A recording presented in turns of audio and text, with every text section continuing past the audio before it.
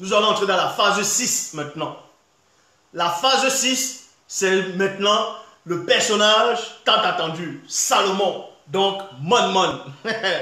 Le personnage dans 2 Samuel chapitre 12 au verset 24.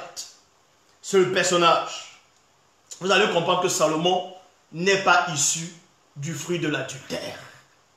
Je répète et je pèse mes mots. Et cela vous comprenez qu'il n'y a qu'un seul enseignant. Salomon, ce qu'on appelle Salomon, n'est pas issu du fruit d'un adultère. Pourquoi? Dans 2 Samuel chapitre 12 au verset 24, il est dit: David consola sa femme Bathsheba. Hey. David consola qui? On n'a pas dit que David a consolé la femme d'Uri.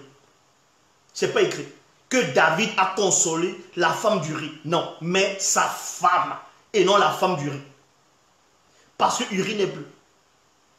Et il alla vers elle et coucha avec elle. Elle mit au monde un fils qu'elle appela Salomon. Et que l'Éternel aima.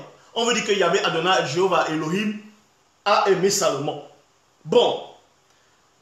Pourquoi Salomon n'est pas issu du fruit de l'adultère? Parce que, la faute que David avait commise a déjà été châtiée. Donc, l'enfant issu de l'adultère est mort. Et Uri aussi est déjà mort avant. Donc, la femme maintenant d'Uri, elle n'est plus la femme d'Uri. Elle est libre de se remarier à qui elle veut. Ça doit être selon le Seigneur maintenant. Et David savait ça. Et le spirituel le sait.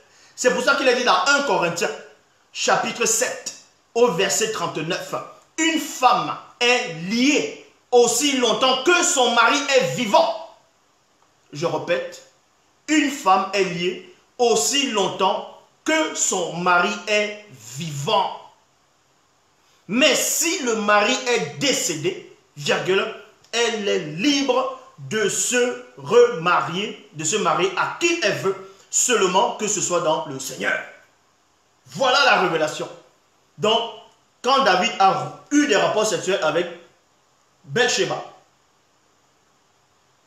elle n'était plus mariée à Uri, puisque la loi a autorisé à David de maintenant procréer avec elle. Et cela, Salomon va se manifester dans cette union, dont Salomon n'est pas le fruit d'un adultère.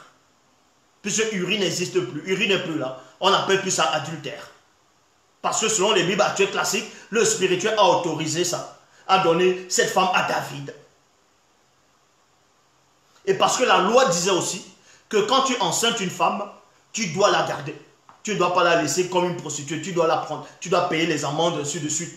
C'est ce qui s'est passé.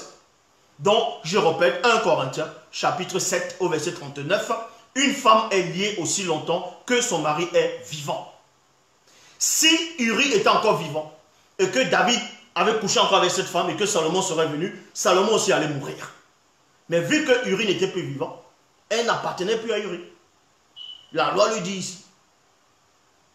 Traduction, Pierre, Robert, Clément, plutôt traduction, Pirette Clément Lénaire, il est dit. Clément, plutôt Clément Lénaire. La femme est liée pour tout le temps que vit son mari. Point. La femme est liée pour tout le temps que vit son mari. Il y a point. Mais si son mari vient à mourir, virgule, elle est libre d'épouser qui elle veut, pourvu que ce soit dans le Seigneur. Mais David était dans le Seigneur. Donc, où sont là ces Tintins-là qui vient dire à Zoulou là? Ah, Salomon était issu du fruit d'un adultère. Pourquoi on n'a pas tué Salomon? Et tu dis qu'il faut qu'une femme avorte, si elle a reçu le viol. Mais vous pensez que vous allez enseigner la parole à qui? Vous pensez que vous pouvez enseigner la parole à qui?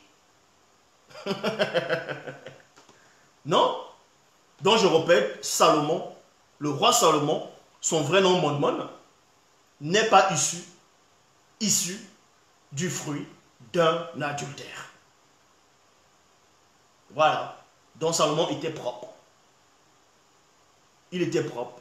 Voilà dans les Bibles actuelles classiques. J'en ai fini avec la Bible actuelle classique.